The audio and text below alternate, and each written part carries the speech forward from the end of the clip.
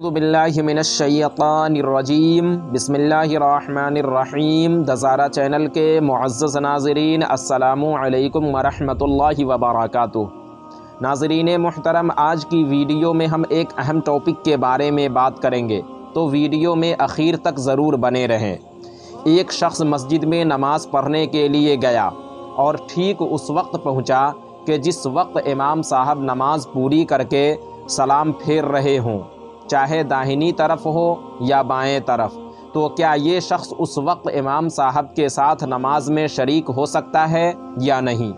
ناظرین، اگر امام پر سجدہ سہو واجب تھا اور سجدہ سہو ادا کرنے کے لیے سلام پھیرا تو مقتدی اس وقت امام کے ساتھ نماز میں شریک ہو سکتا ہے، اور اگر امام نماز پوری کر کے نماز کو ختم کرنے کے لیے سلام پھیر رہا تھا تو آنے والا شخص امام کے ساتھ نماز میں شریک نہیں ہو سکتا، چاہے امام صاحب داہنی طرف سلام پھیر رہے ہوں یا بائیں طرف۔ اور امام کے سلام پھیرتے وقت کسی نے تکبیر تحریمہ یعنی اللہ اکبر کہہ کر نیت باندھ لی تو چونکہ وہ امام کے ساتھ نماز میں شریک نہ ہوا، اس لیے وہ پھر سے تکبیر تحریمہ کہہ کر ہاتھ باندھے اور پھر نماز پڑھے۔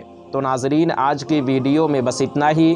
امید کرتا ہوں آپ کو ہماری یہ ویڈیو پسند آئی ہوگی۔ ویڈیو پسند آنے کی صورت میں ویڈیو کو لائک اور شیئر کریں، اور ابھی تک چینل کو سبسکرائب نہیں کیا تو ضرور کریں۔ پھر انشاءاللہ اسی طرح کی کسی دوسری ویڈیو میں ہماری ملاقات ہوگی۔ جب تک کے لیے اللہ حافظ۔